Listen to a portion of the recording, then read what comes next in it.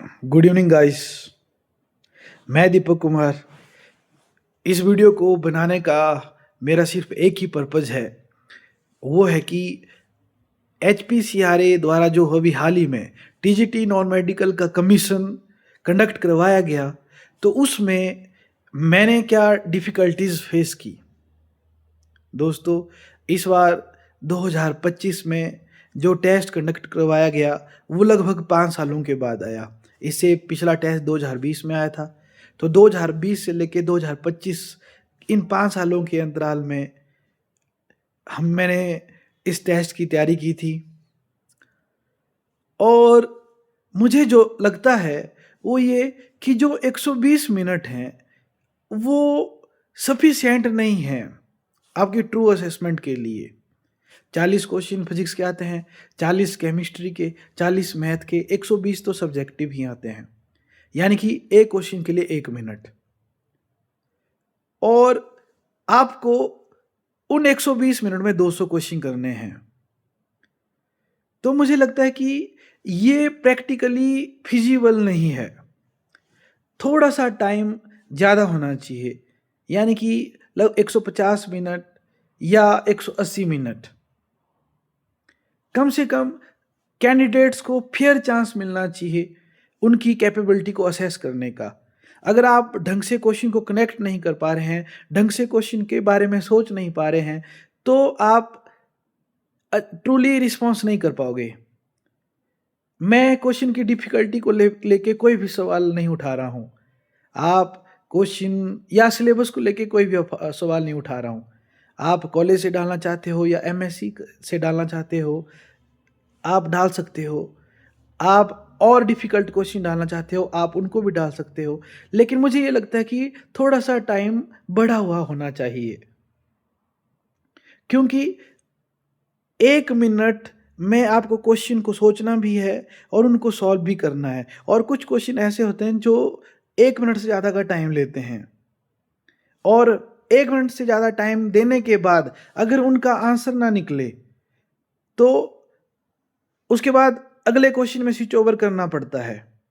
तो मुझे ऐसा लगता है कि ये जो क्वेश्चन सेट आपने किया, उसके अकॉर्डिंग 120 मिनट जो है वो सफिशिएंट नहीं है। 2020 में टेस्ट आया, 2020 में जो टेस्ट कंडक्ट करवाया था, उसमें भी मुझसे 50 से 60 क्वेश्चन छूट गए थे। और इस बार भी मुझे ऐसा लगा कि जैसे मैं रश कर रहा हूँ, क्वेश्चन को ढंग से कनेक्ट नहीं कर पा रहा हूँ और मैक्सिमम क्वेश्चन जो है मुझसे छूट जा रहे हैं। मुझे इसी तरह का एक और वाकया याद आ रहा है दोस्तों, उसको भी मैं आपके साथ शेयर करना चाहता हूँ। 2016-17 के आसपास जब मुझे अपनी ड्राइविंग लाइसेंस बनाना था गाड़ी का, तो जो उस दौरान के हमारे MBI साहब थे, उन्होंने अब जो ड्राइविंग टेस्ट के लिए जो टेस्ट होता है, जो प्रोसीजर होता है, उसको थोड़ा-सा चेंज किया। कहा कि एल शेप में अब हम ड्राइविंग लाइसेंस का टेस्ट करवाएँगे और आप पास करोगे। मेरे पास XUV गाड़ी थी और मैं उसको लेके अपना लाइसेंस टेस्ट देने के लिए चला गया। तो जो उन्होंने एल शेप बनाई थी, उसमें मैं पहली बार ड्राइविंग टेस्ट में पास ना हो पाया। और ना जाने उस टेस्ट में कितने लोग फेल हो गए। मतलब मैक्सिमम ऐसा मान के चलो कि जितने लोग वहाँ पे ड्राइविंग लाइसेंस के टेस्ट देने के लिए गए थे, उसमें से लगभग 10 या 20% ही पास हुए होंगे। बाकी उस दिन उस टेस्ट में मैक्सिमम फेल हुए। और जो पास वो हुए, जो जिनके पास थोड़ी छोटी गाड़ी थी, क्रेटा, वेन्यू, XUV, इन गाड़ियों में जो लाइसेंस की ट्राई देने आए थे वो फेल हो गए। और मेरे सामने मेरे कुछ स्टूडेंट पास हो गए, तो मैं बहुत हंसी का पात्र बना। फिर मैं अगले मंथ दोबारा टेस्ट देने के लिए गया, तो दोबारा उस टेस्ट में मैं एक बार फिर से फेल हो गया।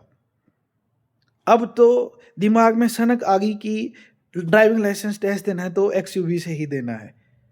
और इस बार फिर मैंने कारण ढूंढा कि मैं क्यों फेल हुआ, तो मैं सोचा कि मैं शायद उस ड्राइविंग लाइसेंस टेस्ट जो था, मतलब जो एल शेप थी, उसकी प्रैक्टिस नहीं कर रहा हूँ। तो हमारे एक PTI सर थे, उनकी मैंने हेल्प ली और वहाँ रोज़ शाम को जाके उस एल शेप, खुद पत्थरों से एल शेप बना के जो है वो टेस्ट रोज़ मैं उसको पास करने की कोशिश करता। जब 5-7 बार मैंने उसको पास किया तो मैं सोचा कि अब जो है मैं उस टेस्ट को पास करने के कैपेबल हुआ। तो जब तीसरी बार दोबारा टेस्ट देने के लिए गया तो उस दिन देखा कि बड़ी गाड़ियाँ दोबारा फँस रही थी।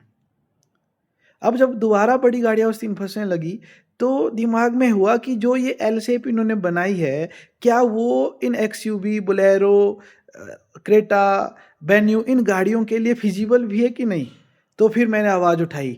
मैंने ज़ोर से बोला कि सर पहले ये चेक तो करो कि इन गाड़ियों से हो भी पाएगा या नहीं हो पाएगा। तो एमबीआई साहब बड़े कॉन्फिडेंस में बोले कि क्यों नहीं होगा, हो पाएगा। और उन्होंने अपने ड्राइवर जो कि 15-20 सालों से गाड़ी चला रहे हैं उनको बोला कि आप करके दिखाओ, उनके पास बोलेरो थी। और जब वो भाई टेस्ट देने लगे तो वो भी फँस गए। और सारे जितने भी लोग हम टेस्ट देने के लिए आए थे सब तालियां बजाने लग गए कि भाई देखो, खुद खुद आप इस टेस्ट को पास नहीं कर पा रहे हो और हमें कह रहे हो कि टेस्ट पास करो। तो फिर वो जो एल शेप थी उसको थोड़ा सा बढ़ाया गया 3-3, 4-4 इंच, और उस दौरान उस साल में पास हुआ। और सेम इसी तरह की डिफिकल्टीज मुझे इस टीजीटी नॉन मेडिकल वाले टेस्ट में भी आ रही है। मुझे लग रहा है कि मेरे जैसे जो हैवी ड्राइवर हैं, मतलब जिनको टाइम लगता है क्वेश्चन को कनेक्ट करने में, 120 मिनट जो है वो सफिशिएंट नहीं है। अब आप बोलोगे कि जो बाकी के पास हो रहे हैं वो कैसे हो रहे हैं? तो वैसे तो हमारे पास ऐसे भी कैंडिडेट हैं कि अगर उनको थोड़ा-सा सोचने में टाइम लगेगा तो वो, या इवन मैं खुद ही, अगर टाइम ज़्यादा मिलता है तो हो सकता है कि 10, 20, 25, 30 क्वेश्चन और सॉल्व कर लें। तो ठीक है, पर मेरा ये मानना है कि 5-5 साल इंतज़ार करने के बाद थोड़ा-सा तो फेयर टाइम मिलना चाहिए। तो उस हिसाब से कट ऑफ बनने दो। अगर थोड़ी ज़्यादा जाती है मेरिट तो उस तरह से जाने दो। इससे क्या होगा कि इससे जो अब जो कट ऑफ बन रही है, अकॉर्डिंग टू मी मुझे ऐसा लगता है कि सारे के सारे क्वेश्चंस को बच्चे कनेक्ट नहीं हो पाए और कई लोगों के जो हैं टेस्ट भी छूट रहे हैं। 5-5 साल इंतज़ार करने के बाद अगर टेस्ट टाइम की वजह से छूट रहा है, तो एक बार कम से कम मेरा ये कहना है कि जो टेस्ट सेट करता है वो पहले खुद भी चेक कर लो कि क्या वो टेस्ट फिजिबल है कि नहीं। आप खुद देख लो कि उन 120 मिनट में आप कितने क्वेश्चन कर सकते हो।